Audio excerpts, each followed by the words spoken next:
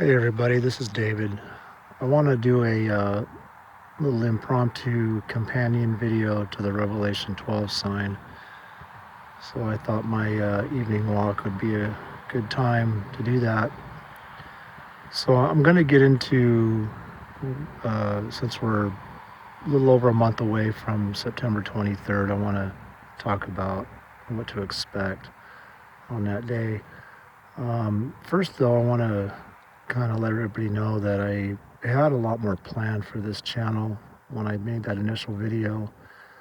But my life has just not been that great for the last 3 years. I married a woman 3 years ago who was a covert narcissist, and I would ask that you look up narcissistic abuse and look up covert narcissists. It's by far the most devastating form of abuse that somebody can go through, and it is considered domestic violence in most, I think every state actually. I can't begin to explain the depth and horrible things that she's done. It's been an absolute nightmare, and I have an incredible amount of CPTSD, complex post-traumatic stress disorder, hypervigilance. I've got Stockholm syndrome, which is trauma bonding. You should look that up. Cognitive dissonance. I've been through some things in my life, folks, but nothing even close to this. I can't begin to explain the amount of pain that I'm in, and I've heard people talk about this that were combat veterans say that what they experienced in combat was nothing compared to the trauma they endured from narcissistic abuse. And I watched a video on trauma bonding, and I'll link this video. And in the video, she states that she had either she talked to or something, I don't know what, but heroin addicts that were coming off heroin, going through the withdrawals, and fighting that addiction, that going through the narcissistic abuse and the Stockholm syndrome was way worse than anything they had gone through, cleaning up off of drugs and dealing with the addiction. And I completely believe it.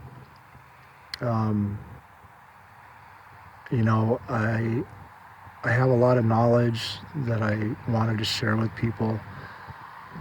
I don't want to give the impression that I have anything together, because I'm just a person, and I'm a pretty broken person right now. I'm sharing with you what I know. It doesn't mean that I'm in some special place with God, because I'm not. My walk with God pretty much came to an end 2 years ago when I caught my wife cheating, and it was on Yom Kippur that I caught her cheating. And if you're Jewish, then you'll understand the significance of that. It could have been any other day, but for that to happen on Yom Kippur, I mean, for a Jewish person, that sunk a knife deep into my soul, and I have been struggling with God since over this. My marriage has just come to an end in July, and I have tried to seek therapists out, and every therapist that I've contacted, they've never heard of Stockholm syndrome. They don't know anything about narcissistic abuse. A lot of them have never even heard of a covert narcissist. And so I'm looking at a very bleak situation, and I've pretty much been hovering on YouTube, and self-help. Integration channel has been a very good channel that I've been on quite a bit, and I'll link that up as well.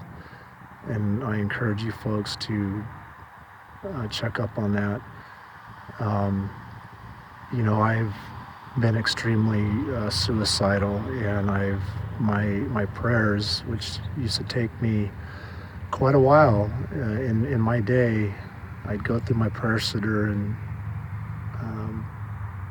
I had quite a list of prayers that I would go through. They all stopped on that day, and since then I've only prayed one thing, and that would be that God would release me from this life. Folks, you just don't know what people are going through next to you, and there's an important point I want to make about this, but I want to go ahead and talk about September 23rd first. But I want to share what I'm going with you because I want to be real, and I want you to know that I'm a human being, and I'm suffering, and I'm struggling. I'm living up to my name, Yisrael, struggles with God. I need prayers, and keep me in your thoughts. The video I produced on Revelation 12, I think, is the only video that you're going to find on YouTube that speaks about that prophecy in the proper Jewish context, according to God's calendar and God's feast days. So what are we going to expect on September 23rd, 2017? Honestly, I wouldn't expect much. I think a lot of people have misconceptions, and they perceive things in a distorted sense of time. You expect all this major stuff to happen all at once, and I don't think that's the way it's going to happen. If you want to know what's going to happen, read the chapter of Revelation 12. That stuff is going to take a period of time to unfold. It's not going to happen just in one day. The sky's not going to fall. The world's not going to blow up. However, with that said, I've been listening to the rabbis for quite some time now. And all the rabbis are, in synagogues all over the world, are warning the Jewish people that the sages wrote of a specific 70-year time period, and then to start expecting the coming of Mashiach, and that there would be war and a lot of bloodshed and things would happen, and they're all saying the same thing, 2017. So I don't know what will happen. We're almost we are halfway through it already. There are a lot of things going on in the world. You can't mistake that. But I think you need to understand, we tend to read history, and we don't understand that history takes time to unfold. You can read about World War II and have a real distorted sense of, how long that war actually was.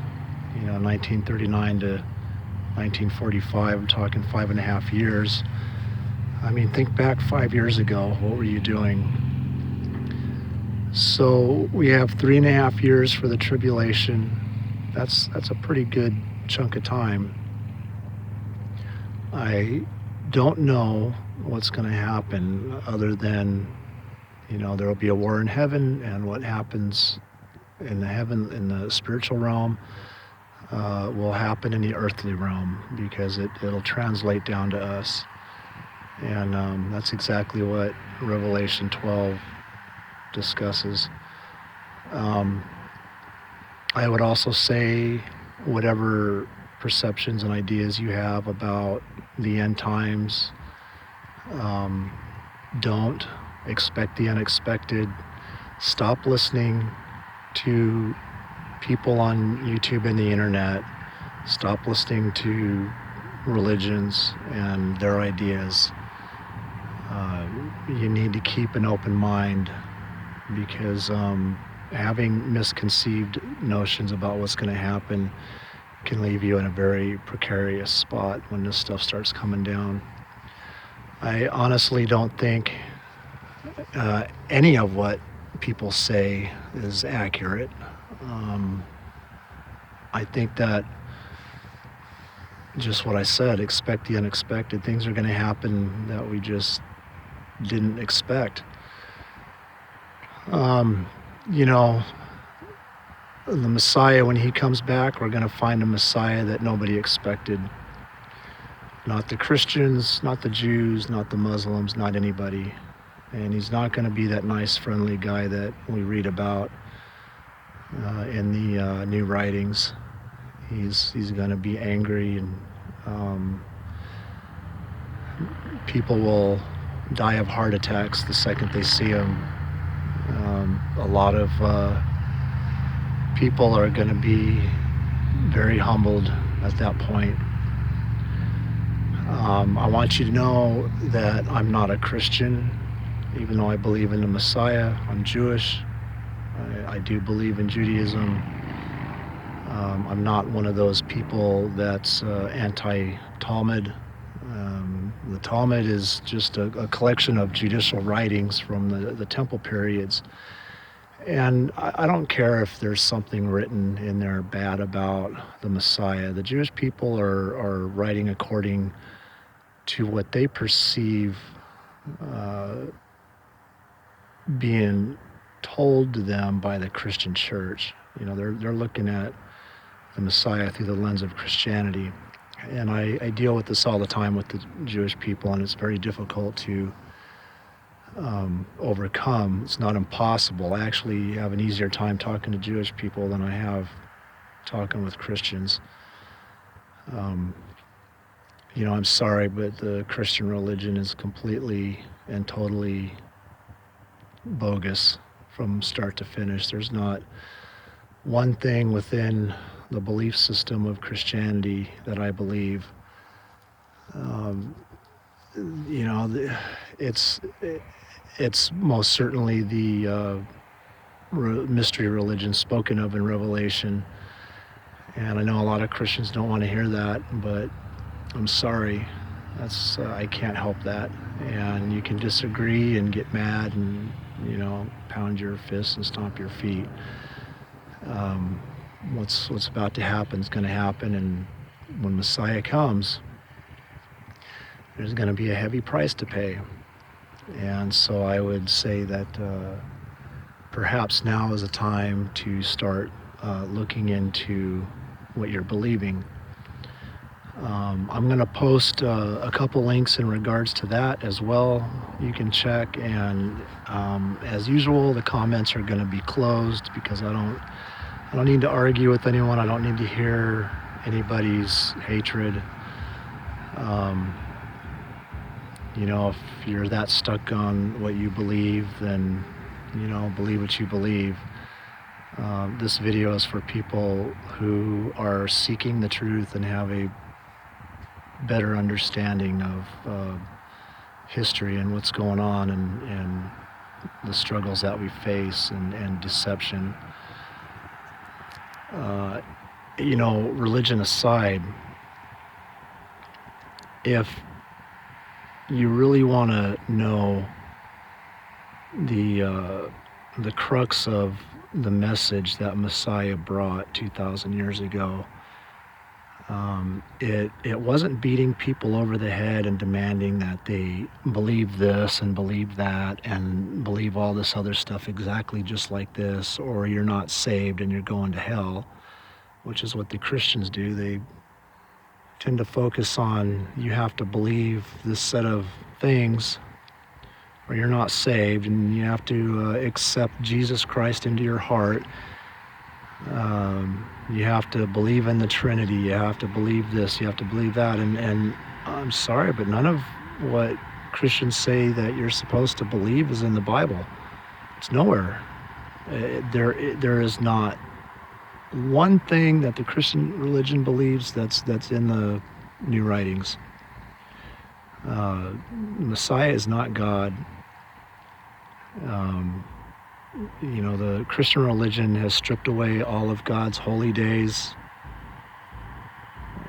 It's been very anti-Semitic.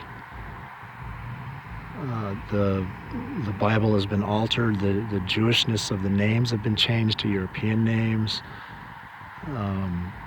Pagan practices have been replaced, like Christmas and Easter and Lent and Sunday worship.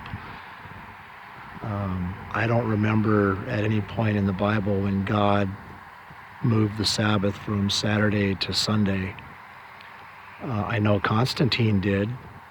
I know he moved it to Sunday and made it a capital offense. If you were caught honoring the Sabbath on Saturday, you would be put to death. He made practicing any of the Jewish holy days a death penalty offense. So, we have a problem here. God specifically forbids worshiping him with the ways of the pagans. So, let's say you do believe all that stuff, and you say that God knows your heart, which is something that I keep hearing from Christians. One, I don't think it matters. Two, I think that the Messiah really makes this clear several times in the new writings. If we go to the parable of the Good Samaritan, a Samaritan was once a Hebrew, and they believed different things about God and the Torah. And they believed there was a different holy mountain and that Jerusalem was not it. They attacked Jerusalem. They tried to overthrow the Jewish people. And God commanded they be kicked out of Israel and ignored, not have anything to do with them. And that's where we get the term that a certain type of person would be as a Samaritan to us. It's very derogatory. It's somebody that's cut off. But in the parable, he's using the example of a Samaritan. And you have a guy that's on the side of the road that's beat up and robbed. We don't know who the guy is. He's just laying there, on the side of the road. And a priest and a Levite, these people serve in the temple. And to serve in the temple, you had to be a righteous person. You had to, you had to be knowledgeable, and you were a leader, and you had to be an example. And they walked by on the other side of the road. But a Samaritan comes upon the guy and has compassion on him, takes him to an inn, dresses his wounds, and takes care of him. And eventually he has to go about his business, and he tells the innkeeper, here's some money to take care of this man. If you incur any more debt, when I come back, I'll repay it. That Samaritan gained life according to what the Messiah said. So why is that? Well, if you go back a little, what was the initial question? Well, what is the greatest command? That you love God with all your heart, all your might, and all your soul, and that you love your neighbor like yourself. And who is your neighbor? How do you love your neighbor like yourself? And I see this statement made by Christians that they love, but yet I see them using a lot of narcissistic tactics, actually. Manipulation, guilting,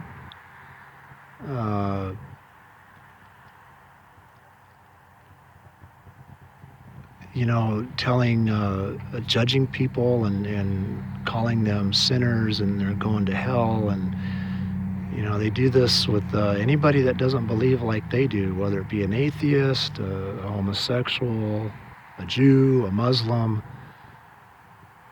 I'm really rather shocked at the amount of hatred I see against Muslims and homosexuals and the LGBT community, and others. That's you don't have the right to sit on God's throne and judge anybody and cast stones at them, because you're no different. I don't care if it's somebody who's gay or lesbian. You aren't to sit there and judge them. Only God can do that. You don't have perfect righteousness. You are a sinner. And it doesn't matter what sin it is. The effect is the same.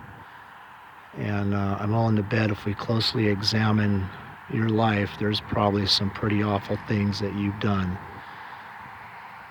You're to love your neighbor. If that man that was beaten and robbed on the side of the road was gay, it's your job to love them, and that act of love is what you do. And you don't take into account who they are or what you might think is wrong or that they hate God. I'm going to be honest, folks. I know a lot of people in the LGBT community, and I don't know very many that are atheists. Almost probably a good 95% of everybody that I know believe in God, and most of those identify with the Messiah. It's not for me to judge them at all, and I'm not going to. So if you go to Matthew chapter 25, that chapter is broken into 3 parts, and you go down to the bottom part. At the judgment seat, you've got a group of people on the left and a group of people on the right. A group of people, and this is also in Matthew chapter 7, the group on the right is being condemned to eternity without God. And they cry out, but we did many miracles in your name. We cast out demons in your name and did all this stuff in your name. And he says, depart from me, I never knew you. But the people on the right, he's saying, come, sit at my right hand, enter into life. Because I was hungry and you fed me. I was naked and you clothed me. I was sick and you took care of me. I was in prison and you visited me. If you have done this to the least of my brothers, you have done this to me. Think about that. Think about that real carefully when you're beating someone over the head with the idea that they have to believe all this particular specific stuff or they're not saved and they're going to go to hell. Or they have to accept the Messiah into their heart. That's nowhere in the writings anywhere. A personal relationship. What is that? What is a personal relationship with Yeshua, Messiah? Well, I'm going to tell you, the rabbis teach that in our efforts to seek the Father, our contract isn't between us and the Father, it's between us and other men. It's what we do on this planet, the choices that we make. Now, I know salvation isn't from works, and I'm not getting into that argument. That's a Christian thing, and I'm tired of hearing that too. You can ask forgiveness for your sins, and you can attempt to follow God, but your actions after that, have to follow with love, with exactly what he said. And if it's not, then you're missing the mark. And I don't care how many times you want to slice this up about how Messiah died on the cross. He didn't die on the cross to give you a free pass to be and do whatever you think is kosher. It's not a freebie. You can't do anything to earn forgiveness. That's true. And that's not what you're doing. You're not earning forgiveness by loving your neighbor. So, in the time period that we're coming into, you're really going to have to get this. You know, in my struggles right now in my life, there's nobody listens to what I have to say. Nobody cares. Nobody knows what I'm going through. You know, it'd be good if you loved your neighbor and maybe tried to see where they're at. What are their needs? What can you do to reach out to them and tend to their hurts, their pain? You know, you see somebody hungry. What if somebody knocks on your door and it's raining out and they haven't had anything to eat and they're soaking wet, but they're a drug addict. They're an admitted drug addict. They don't want to stop doing drugs. They just want to party some more. Well, you know, I understand to some degree it's a little dangerous taking someone in your house. But you can at least dry their clothes off if you can. Give them something dry to wear, something warm. Make them something to eat. If you can, maybe give them a motel room for the night.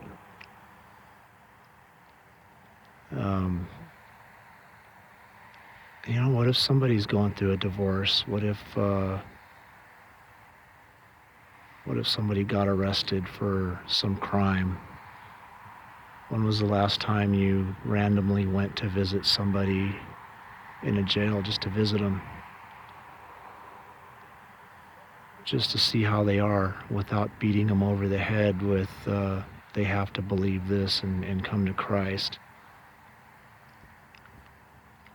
That's why Messiah said that they would know you by your love. And unfortunately, you Christians just don't know the concept of love. And you're not showing it to people. You're showing a lot of hatred, a lot of self-righteousness, a lot of manipulation, a lot of abusiveness, a lot of judgmental attitudes. And it just needs to stop. Doesn't matter what you believe in what you want. But if you're not that good Samaritan, I don't care what you believe. It doesn't matter if you're on the right side of the fence or not. You're missing the mark. So that's my message to you folks. And, you know, stop listening to the church pastors and stop listening to religions and stop listening to Jonathan Cahn and stop listening to the Hebrew Roots cult. Stop listening to all these YouTube idiots. And yes, Hebrew Roots is a cult. It's very anti-Semitic. It's still replacement theology. Folks, the Jewish people are still God's chosen people. He never gave that to anybody else, ever. And I'm going to tell you, the Jewish people are forgiven already. And they do believe in the Messiah. A large reason why the Jewish people reject the Messiah is because of the way the Christians present him and the false beliefs that they have. Look into what you're believing. That's what Paul said to do. And I'm linking a video that you can check out. It's about an hour long that talks about some of the Christian belief systems, and it is your responsibility to check into what you're believing. There's a history to all this. There's a history to the Christian religion. It's a religion that has pushed aside God's holy Sabbath, something that existed before creation, instituted right after creation on mankind. The Passover, I've heard pastors say that the Passover was legalistic garbage. You know, without that Passover, you wouldn't have a Messiah that died for your sins.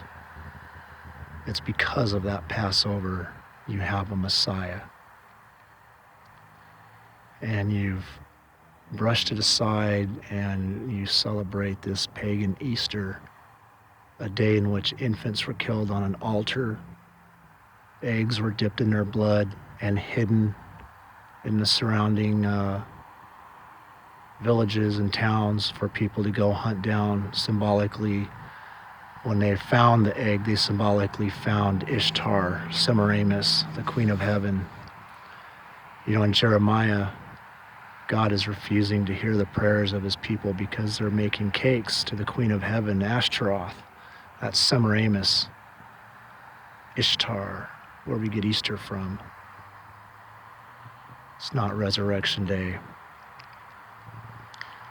The birth, life, death, and resurrection is all in the Passover, folks. It's all in the Passover. God's holy days, his feast days, the spring and fall feasts, they're still in place. Your Christian religion has swept them aside. The Sabbath has not moved. It is still on the day that he ordained it. And you Christians don't observe it. You don't even care about it. I've heard this nonsense about, well, every day is a Sabbath. No, sorry. There's a reason for the Sabbath day, and it happens on a certain day. And in the writings, it states that the Sabbath existed before creation. It was practiced in heaven. It's significant for a reason. It's symbolic. It's a foreshadowing of things to come, and you should pay attention to it. I'm not saying you have to become Jewish and, start going to synagogue and start trying to observe Torah. That's Torah observance is for the Jewish people. It's not for the Gentiles. You got the 10 Commandments. Do you know what they say? Most Christians can't recite 3 of them. One of those commands is to observe his Sabbath and keep it holy. Your only purpose as a Gentile or a Jew or a Muslim or a Zen Buddhist, even an atheist, is to love your neighbor. And I think in that group of people that gained entry into eternal life, we're going to find exactly that. We'll find some Christians, we'll find some Muslims, we'll find some Jews, some Zen Buddhists, we'll find some atheists, I'll bet too. Everything is going to be a lot different than what you think or expect. So as we enter into this time, think about this. Think about that love, because this is the time when we're really going to need to give it out and receive it. We've got a very, very cruel, mean, angry world around us, folks.